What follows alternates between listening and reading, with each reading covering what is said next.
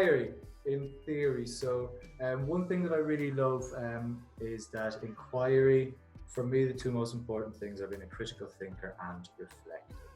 And what I do with my kids is we play an awful lot of chess, because that's two of the most fundamental things in chess, is to reflect and think about what you've already done and be a critical thinker and think about what you want to do next. But there's so many different inquiry cycles, and in the purple you can see that taking action is very important. So where education is not detached from their lives, where the learner goes and puts what they've learned into action and then brings back evidence where they can then talk to you about it. That's one of the really important ways that we actually assess in PYP, is actually how the behaviour, the attitudes and action of the student has changed. So that is from Train the Teacher. I just want to make sure that I'm giving the appropriate there. Lindsay, do you want to introduce yourself and maybe talk a little bit about inquiry before I jump to the next slide? Excuse me. Sure. So I'm Lindsay. I'm a digital teaching and learning specialist here in the UK, but I have spent 4 years working in PYP schools in Italy, so this is all very familiar territory for me. And I really like the fact that reflecting is seen as continually happening throughout the inquiry cycle, because I think a lot of teachers just mentally put reflection at the end, that it's sort of a summative thing, right? We finished the unit, let's sit back at the end and reflect on everything. But actually the entire journey through a unit of inquiry, as you're discovering that central idea, you're constantly reflecting, you're constantly going back and evaluating and making changes or discovering something new through your reflection. So I really like the fact that that's, in that previous image, was being shown as being sort of central, and you can constantly go back and reflect. I think I agree with you completely, Lindsay, and making connections and reflecting is one of those things that I can't even turn off anymore, and my kids are just haunted now. So do you see the connection? So it's all about making sense of the world around us, and we're going to go through the units of inquiry very quickly as well. So thanks, Lindsay. Just I realised I pressed record and didn't introduce myself. So I am Jared. I work at the International College Spain here in Madrid, and I'm a technology integration coach. And I do love inquiry and constructivist approaches, and I'm very enthusiastic about what I do. Today we're going to base our conversation on our experience, which is within the IB curriculum. So I work across the entire program, PYP, MYP and diploma program, helping teachers and students integrate technology more meaningfully and to help them with their learning experience. And Lindsay, you're more focused on primary, would that be right? Yes. So we don't actually teach the IB at my current school, with the exception of the diploma program. However, one of our sister schools does have the full IB all the way through. And so when I can speak to my experience in my previous schools, was really sitting with the teachers of a specific year level and the curriculum coordinator, and really getting them to think about what they wanted students to walk away with in terms of the understanding at the end of a unit, and then trying to think about, well, what is the best way, or what is the best use of technology that is going to support reaching that end point. And it may be different for specific children, that actually some children maybe are going to be better with this type of approach, some children are going to be better with this type of approach. But having that, excuse me, having that flexibility to go between the two, and recognizing that it is not a one-size-fits-all type of curriculum, that it is very open, and it is going to be where the children are leading you. So yes, you may set your mindset as, this is what our outcome is going to be, and here's how I'd like to see the children represent that, but it really comes down to what the children are going to be most interested in, or what their strengths are going to be. Excellent, thank you. So excellent, thank you. So as Lindsay said, and I just skipped the slide there while she was speaking, the learner profile is at the center of everything that happens in the IB, and that goes across all three different programs. So the other thing Lindsay was saying is about technology and the integration and how it happens. It's not just a summative thing, it's not just make an iMovie at the end. It can also be the motivation at the start to really increase motivation and inquiry, and to really set off that enthusiasm. It can be to communicate with each other, to collaborate. The PYP used to give actually guidance on 6 different ways to use technology. They took that back with the enhanced PYP and actually just gave more examples of best practice, some of which we have practitioners in this meeting, so hopefully we can hear from them later on. But anyway, getting back to this, the IB Learner Profile is at the very heart of everything that happens in an IB curriculum school, whereby we try to get our students to embody these traits, and we model these for our students. So really, for me as an IB educator, basically I have to nerd it up every day, and I have to be the perfect student. I have to model what that looks like for students in a safe way. I have to be a risk taker. I have to be caring towards my colleagues and other students. I have to be open-minded and move out of my comfort zone. I have to inquire, and I do that by trying to be a better teacher. I try to be knowledgeable by reading behind what goes on. I try to be a thinker and try to solve problems together. And by solving them together, we try to be good communicators, and being principled, doing the right thing even when people aren't looking. Reflective in the enhanced PYP has actually been taken away from the IB Learner Profile because it is just so entrenched in the entire program. So this is the IB Primary Years program, if you've ever seen this before. As you can see, again, the IB Learner Profile that we just spoke about is at the very center, and that's surrounded by the approaches to teaching and the approaches to learning. And around that, the third inner circle is agency. So agency is something that we're going to focus on talking about a lot today as well. And that is where the students themselves choose the approach to the learning. So it is no longer just students being told what they have to learn and consuming. They get choice and they get a line of inquiry, but they get to personalize that. And that's where the real value of the iPad comes in for me, whereby we can't have one-to-one student-teacher ratio, but we can have one-to-one student to iPad, which means we can get all of those reflections, we can collect those through. We use Seesaw, and we can really get an insight into what that student thinks. We can really find out what they've misunderstood, and we can meaningfully take action to move their learning to the next step. So that's why we're here to talk today, is that technology integration to make all of this better. The exhibition, again, in that third circle comes at the end of grade 5, and that's where the students take over their own learning, where they set their own central idea and lines of inquiry, and they really become those independent learners that we expect in the middle years program. That's them reaching that and showing us what they can do. And the final thing in that third circle is action. So as I said, really motivating students to change the world, to be those dent makers in their own way, in their own community, in their own houses, in their own school. So it really is learning.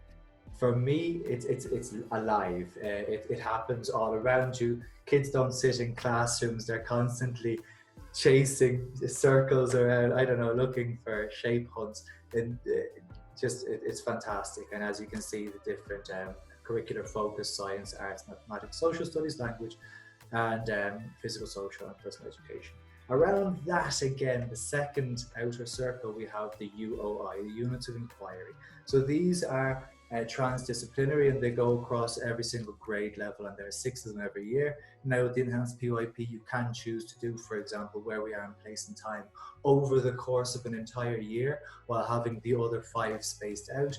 There are schools beginning to be innovative like that as well. However, most still do 6 units one by one, and they go through the entire curriculum in a unit, and it really is beautiful.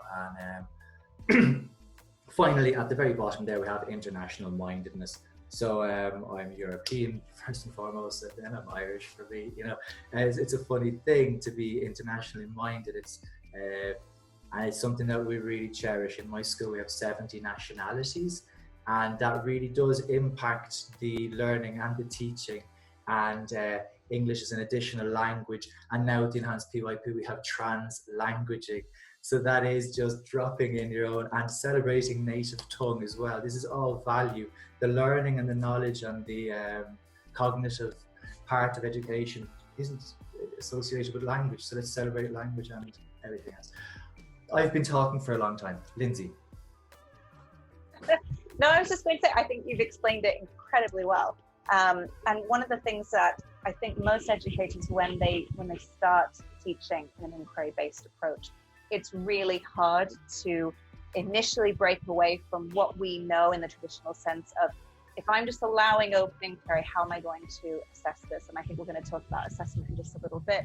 But as you start to explore through those units of inquiry, having a better understanding about the learner profile and the different skills that students need, you start to recognize that, oh my goodness, I am actually educating this child as a whole being, and I'm not just giving them content to consume.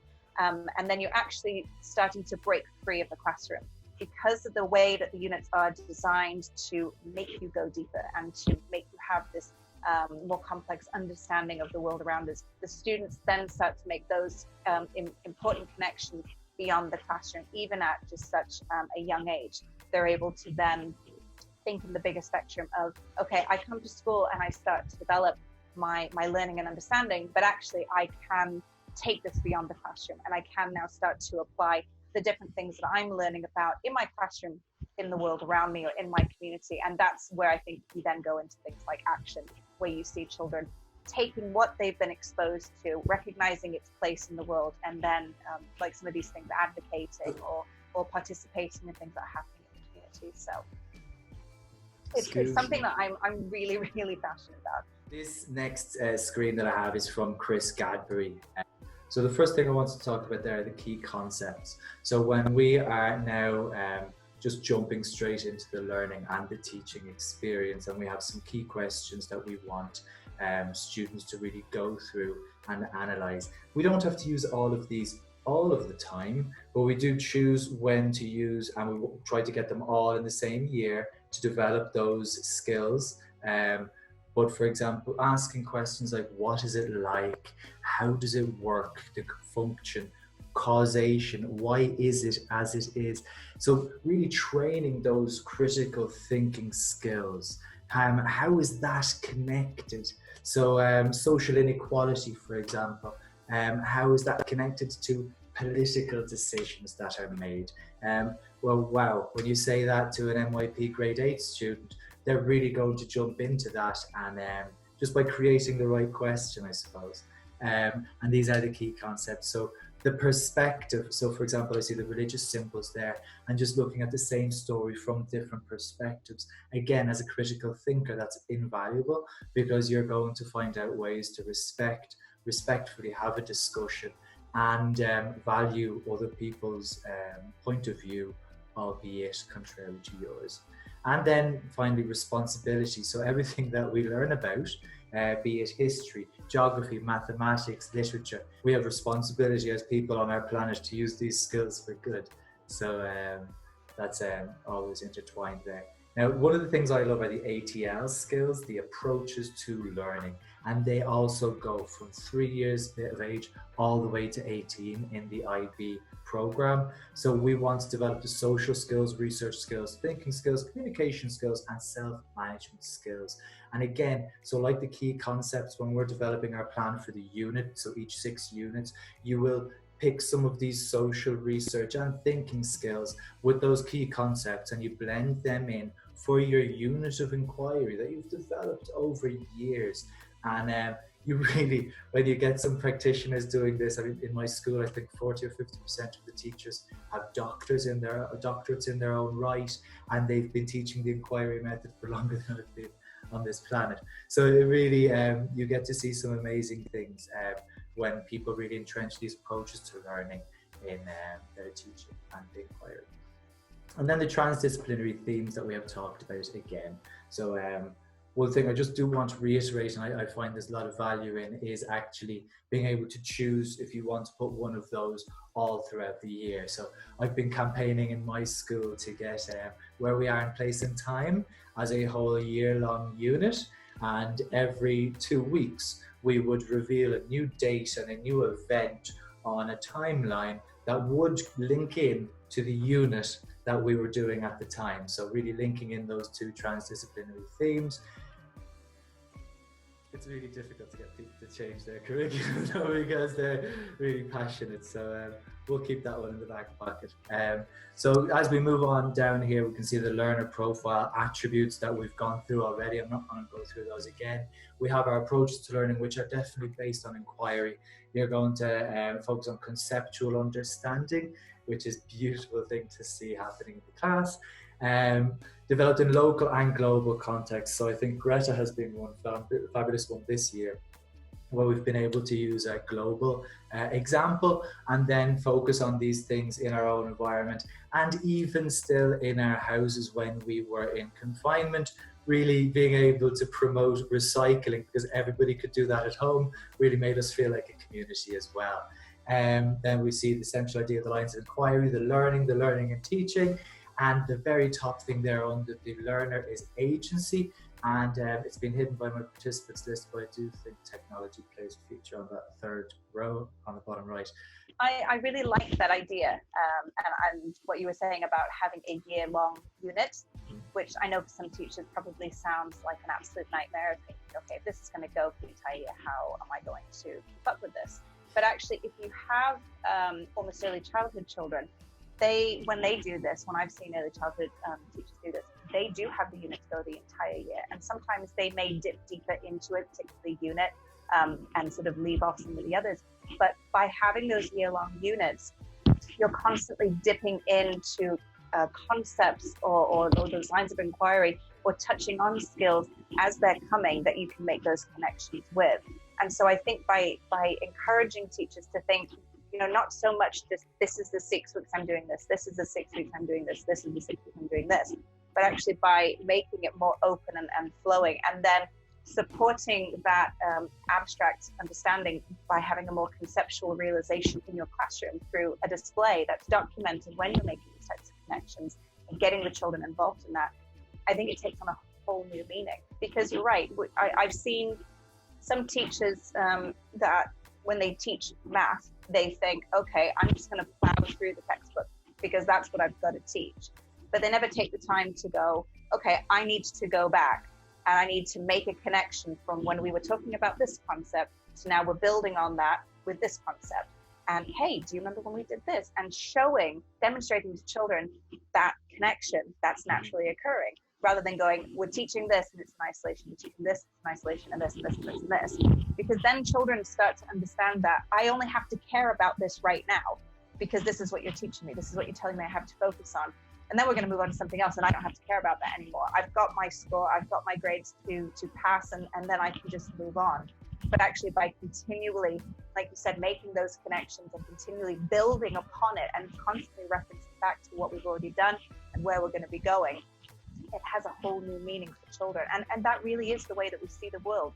We don't see the world as just individual concepts that I'm doing this today, so I need this skill. I'm doing this today, I need this skill. No, they're constantly intertwined, and even more so now with the use of technology. The metacognitive part that you were just touching on there, whereby students are aware that they are learning. So really learning about learning. We were focusing on that this year an awful lot.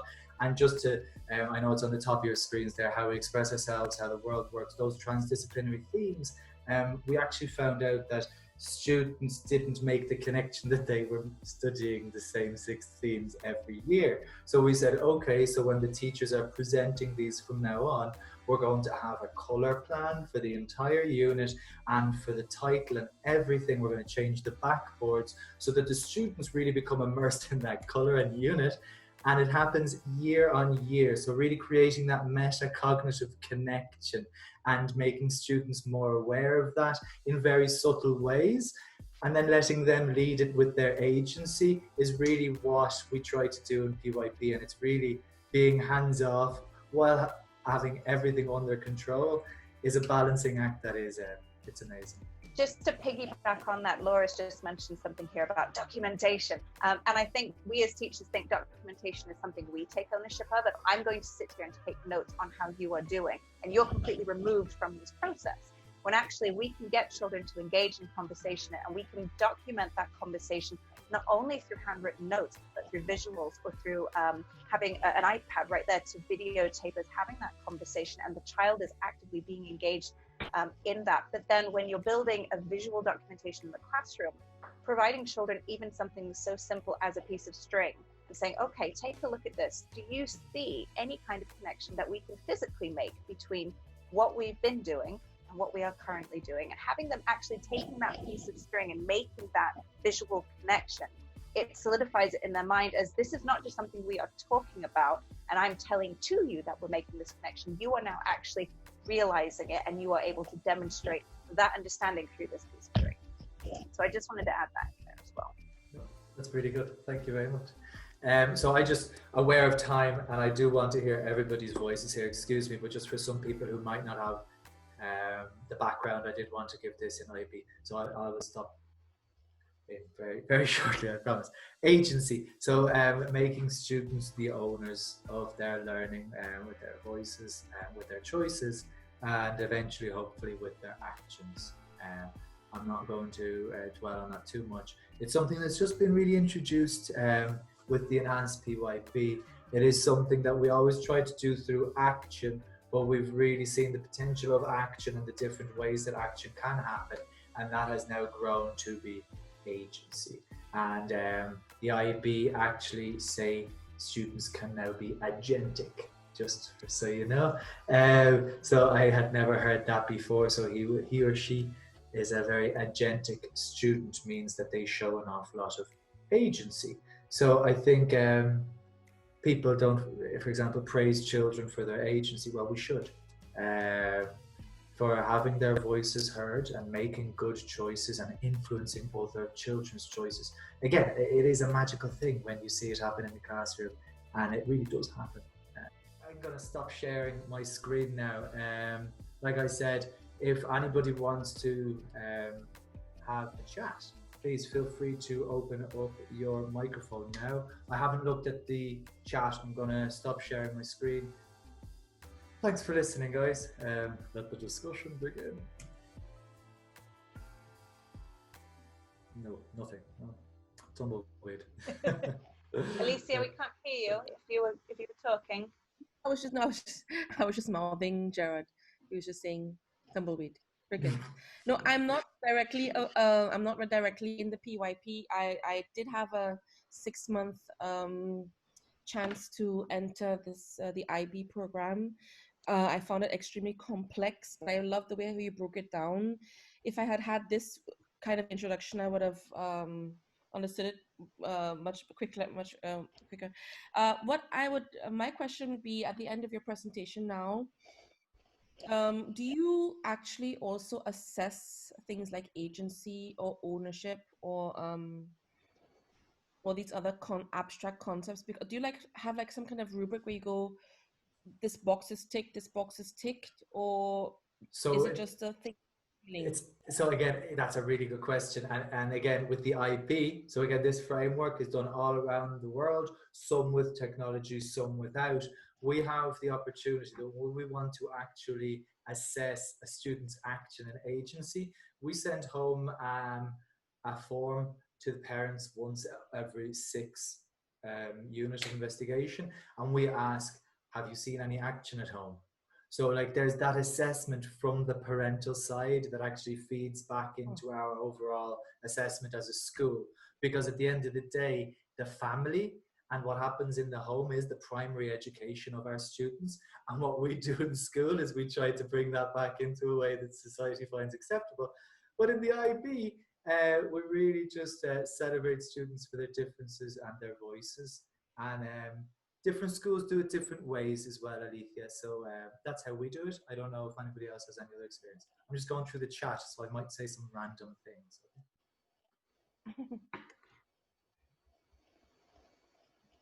Choice and Laura, lots of great additions there as well. Sorry, go ahead. Excuse me, Lindsay. No, I was saying, I think one of the great things about the PYP is that level of flexibility, and yes, you do assess certain criteria, but I think what we're looking at more is that it's not so much the grade that indicates how a child is doing in the program, but it's the comments from the teacher who has spent time developing that relationship with that child and is then able to properly inform the parents based on the anecdotal notes and the comments and the reports that go home. So yes, there is an element of, we do need to make sure that we've covered elements of the curriculum, but actually the bigger reason I think parents put their children into the PYP, and I speak for myself on this, as both my children were in it, I think what I want to see is, does the teacher have an understanding of who my child is and the way that my child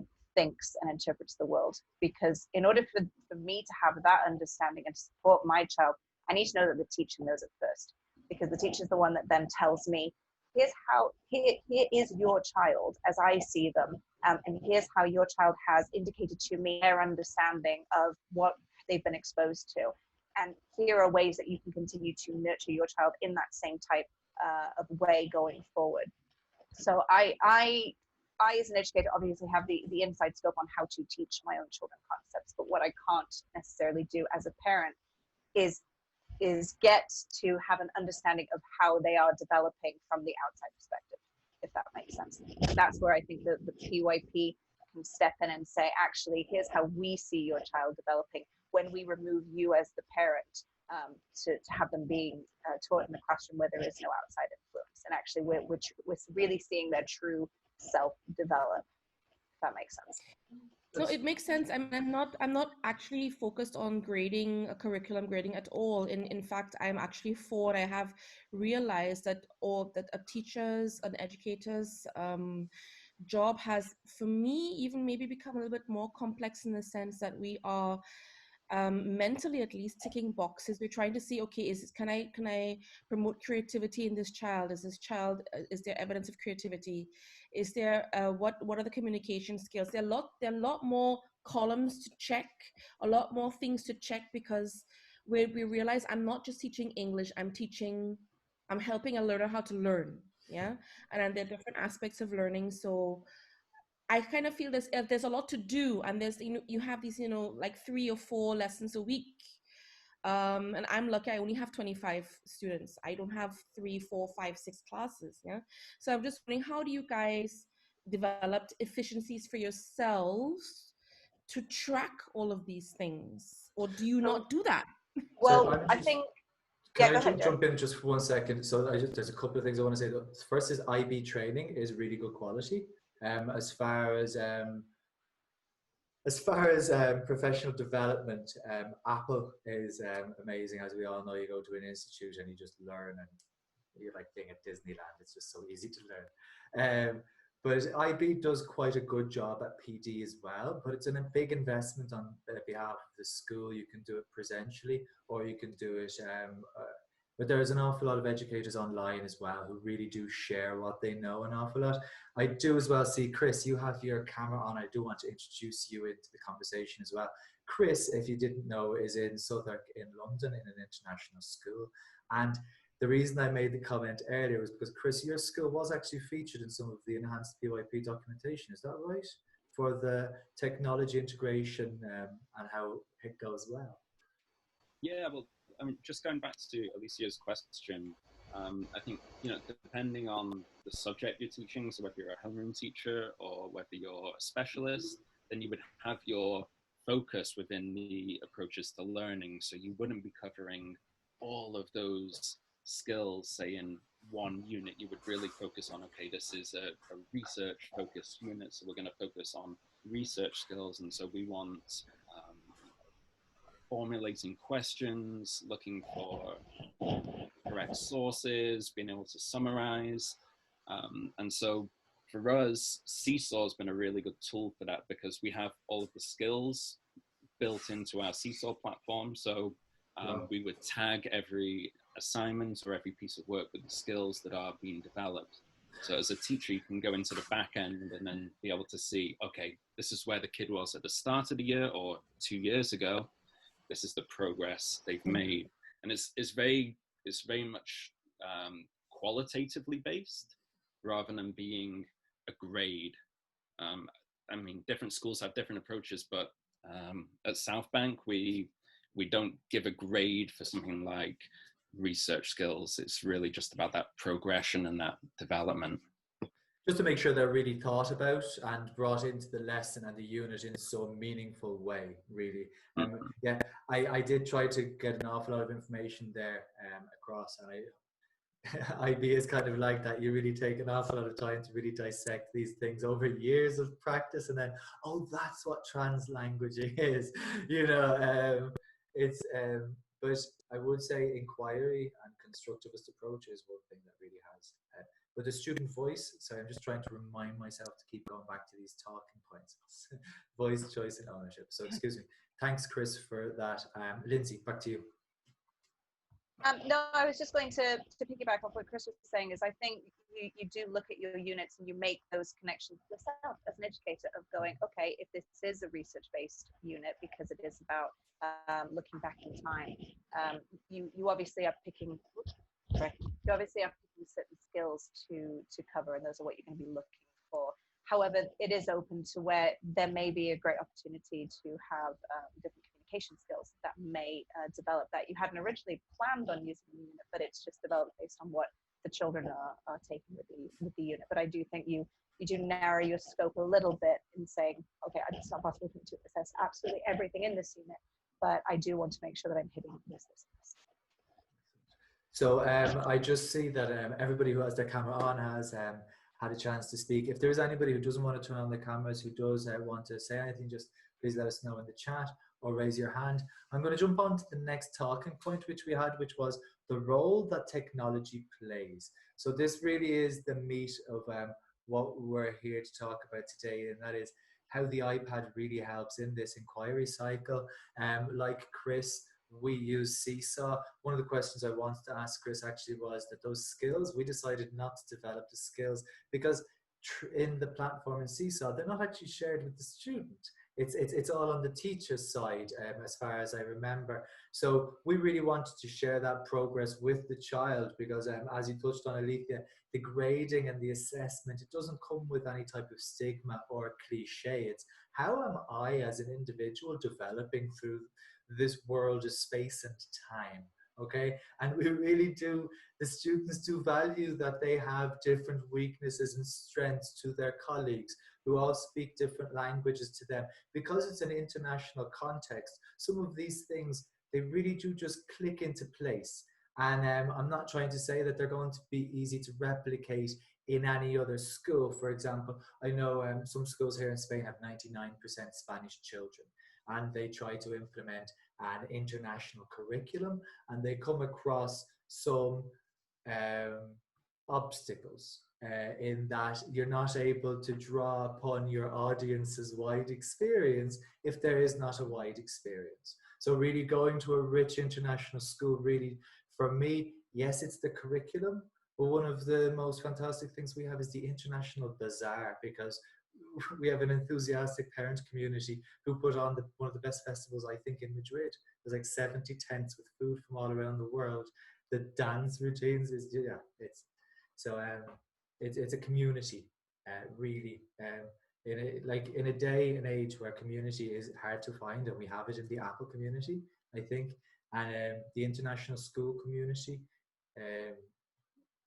Teachers come, and we know what it's like. You're outside of your own country, and kids, our profile, families leave after 3 years because their parents are working in these type of jobs. So we actually have to ingrain this type of methodology very fast. Our EAL departments, our adoption department that comes in and really helps the kids understand how our school works to help them get the most out of it straight away.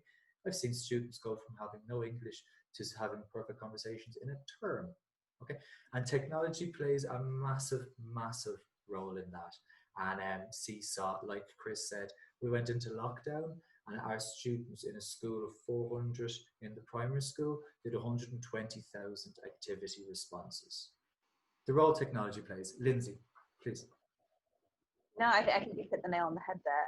I heard the wonderful Matt Pullen talk in our South Africa conference, I think it was last week, about the connections between creativity as a form of expression. And I think that is something that we as teachers going forward really need to be mindful of, in the sense that creativity is not just there just to be creative and to be artsy, but actually it can be that form of expression for students that are not able to say what they need to say in written form, or are not able to communicate what it is that they've learned in the traditional sense, but actually the creativity through the use of technology, whether it's making a video, whether it's doing a drawing, whether it's creating some sort of visual representation, or even just having the ability to record themselves without that fear of intimidation of everyone looking at them. It provides that access, it's that accessibility. And that's something that we can really harness now going forward, because we've been forced into using technology through the lockdown and coming up with a variety of different ways to not only engage the children, but give them access. It's now looking forward and going, okay, we don't want to go back to just carrying on with traditional methods. We want to provide more accessibility, and we can do that through the creative tools that come in the technology we have access to. And that's one thing that we have already held discussions about actually in school, because lower down in our school, we're not actually getting to talk an awful lot about play-based learning, which is a massive part of the lower school, by the way. If there are any early years practitioners who want to talk about play and the role that technology plays, it's going to be documenting and sharing that with parents in Seesaw. And we also give next steps to parents in Seesaw as well. So just again, how technology brings in the parent community, I just wanted to add that on as well. I don't remember. Chris, do you want to add anything? Or Alethea, do you have any questions? Excuse me. Mark, do you have any play-based questions? Go ahead. Chris, excuse me. Yeah, well, I mean, just going back to, I think it was the very first slide you showed where it was the inquiry cycle. And I mean, if you pick any stage of that cycle, you know, you can see where technology can fit into that. So whether it's starting out with tuning in and thinking about what you already know, so the students recording their reflections as they begin a unit, or beginning to tune in and find out more about the units as they begin their research. So like an example that comes to mind is our Sharing the Planet unit in grade 4. We talk about pollution. And so they start by reflecting about what they know about pollution, what it is. So they would maybe create a mind map in Keynote or Poplet, something like that. And then they would begin thinking about what type of pollution they would like to inquire into, and then they would start to do research, and then they would maybe use the iPad to do the research. So maybe looking at noise pollution, or using an app like Plume to look at air pollution levels around the world, gathering the data, making a numbers chart, and then making an end product, so making a video or a poster or some way of sharing that. And I think what you see threaded through all of that is the agency as well. You know, the choice and the voice is, you know, the students choosing what they want to learn about, and also how they're going to show it. Chris, Yeah. can I ask you a question about that? Yeah. So since you've had the lockdown, you've mentioned a few different tools. You've mentioned Poplet, you mentioned Seesaw, Keynote, and then obviously making different types of videos. Do you feel that because parents have been at home and have been almost forced to participate in lessons with their children, that parents are now having a better understanding about the PYP? Massively so, yeah. I mean, I think this is the best parent-ed experience you could ever ask for. I mean, granted, you know, not every parent has perhaps engaged in the same way, at least in the upper primary that I'm in, but I think they've really seen our approach to teaching and learning, and the value that technology can bring to that. So Do you think they're also seeing more of the ability of their own child, of how that child is then responding to? Oh, without a doubt, yeah. Yeah, because, you know, having had Seesaw for a few years, you know, you post things every week, but the parents are really just seeing the end product there. You know, you're not seeing the process, the work that's gone in behind that, the level of interaction that the teachers had, the level of support. And so, yeah, this process has certainly taken that away and shown the parents, you know, really where their child is at. So I just, I think that's really great, Chris. One thing that I tipped on that I just wanted to mention is that to keep getting those reflections in a more natural way, even in a non-one-to-one iPad environment, because our teachers have said that's one thing that they've actually gained from these younger students having iPads at home, is that they can do their reflections and they can get an iPad and turn on the camera and talk to their teacher more so than they can in class. So now there's people asking for younger children to have more access to technology. And what we've decided to have is a reflection station. So we're now going to start training our younger students to walk over to where there's a fixed iPad. We can lock it with accessibility features so that it's in Seesaw. They can choose their logo from the list and they can go and have a nice quiet reflection, and then they can go back to their day. So the teacher's actually going to get that amazing information that's inside that kid's head that might never have gotten out, that might show a misunderstanding or an understanding. And again, that's the student agency really creeping in a backward way, because that's just enabling students to have their voices heard. Please, yes, go ahead. Welcome. Hi. I was just thinking about, you were talking about allowing students to be able to reflect and recording those misconceptions. I think that the lockdown process has been a huge learning opportunity for the parents at our school, because we don't actually do PYP, we do something else which is called IPC, but that idea of inquiry and concept-based learning is something that we're trying to integrate into our units at the moment. But recording those misconceptions and having them shared with the parents was such a learning opportunity for them, because the desire to correct their own children was so overwhelming, and they felt, I really feel like they felt it was their responsibility to make sure that everything was right. And so I think that I'm not going to let my child hand in the wrong work. Yeah, it's wrong. It's wrong. You know, what do you kind of, I know it's terrible, but what are you going to do if they're wrong? And it's that intellectual struggle. It's that struggle with standing back and letting them work it out themselves. You know, there is a balance. There has to be a balance. We step in when the struggle is too much, but giving them an opportunity to work things out for themselves is something that I think the parents have seen, and in some cases they now understand more. And we only had Seesaw for about 2 weeks before the lockdown, so that was a really good thing that we got set up before it happened. But moving forward now, I think that the more opportunities they have to see their child going through that intellectual struggle and stepping back and not taking control of it is only going to help the students moving forward. I just really want to jump on what you said there. Thank you so much, Laura. The teachers and the parent communication has changed as well with lockdown, okay? So let's face it, we used to put in an awful lot of effort on parent presentations to tell them all about X, Y, and Z, and 8 people turn up because we put it at 11 o'clock in the morning. What do we expect?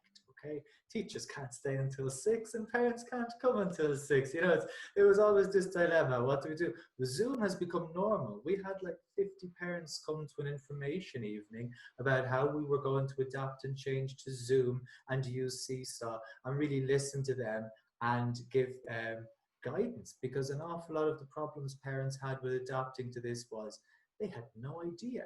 I literally took some of the old content that I had for training teachers on Seesaw and I started sending it to parents, because parents were now in the role of the teacher of Seesaw and they were sending the work to the teacher as the parent. So again, like you just said, we were losing that insight. We were getting parents changing students' work. I was like, no, we need to see what they're getting wrong to be able to help them. So yeah, that actually did change the way we communicated with our community and our parents, and that won't go back. I don't think we will ever have another parents' evening that isn't either recorded or automatically done online, because it's better for everyone, I think. And discussion. I absolutely agree with that. Right before the end of the school year, we hosted a sort of a live webinar for parents to have an understanding of what to do with the iPad over the summer, because this was the first time that our lower school children were taking the iPad home. Middle school children were taking the iPad home and keeping it over the summer. And so parents were very worried about how do I regulate this? How do I make sure that I have full control over this device? And actually, it was changing the mindset of this fear of this device, of if it comes home, you don't have to just only control or limit what your child does, but you could actually participate in what your child is creating. And so we spent a good portion of this webinar talking to parents about what they could do with the Apple tools to channel creativity. And I recommended to them that when Apple came out, I think it was in May or June, the 30 days of creative challenges that children could embark upon. And it's by doing those types of things and encouraging parents to do it alongside their child, they're recognizing the full potential of that piece of technology, but then they're also learning things as well. So hopefully that can then encourage a change in mindset, that the iPad coming home is not just a device that you need to moderate and control because your child has no responsibility and will just be reckless. But actually it can be that tool that can, like I said before, have that access to expression and creativity. So it did open parents' eyes quite a bit to hear us saying, no, we'd like your child to use the device while at home, just using it in these types of ways. Let me know how that goes for you in September. We actually, the IT director in our school decided to collect all iPads at the end of June. Just after being out of school for what is longer than usually is summer, and then summer on top of that, we began to get an uptick in breakages in June as well.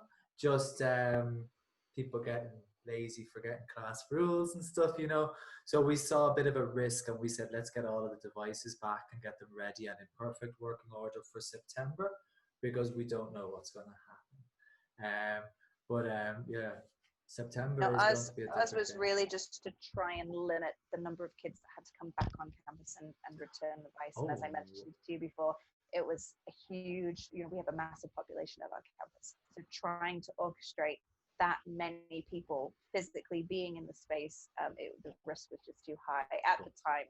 So we just opted for only the necessities of students that were leaving and not going to be continuing with us, or that needed to bring the device because it was broken, and that limited us having to physically interact with them, and then them converging on the campus at the same time. Excellent. Well, no, not excellent, but yes, I completely understand.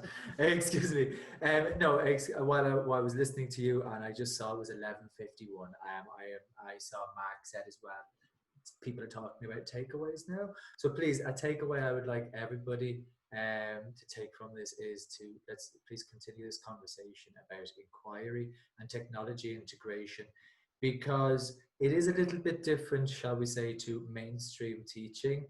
And I do think the role of the iPad in a one-to-one environment in inquiry for harnessing action, getting that evidence, and really pushing students and personalizing, there is no better connection for me than the IB education and the one-to-one iPad.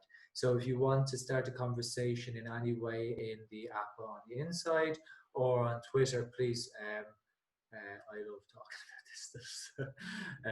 And any questions you have, please slot them into the Zoom chat now, or you can talk to myself or Lindsay, Alethea, Chris, Mark, Wendy. Thank you for joining us, Karen and Laura. So it's been an absolute pleasure. Lindsay, do you have anything you want to add? I just thank you for taking the time to pop in and have this open discussion. It's great to hear about people's different experiences, but also different perspectives and in relation to inquiry. So thank you. Thank you very much.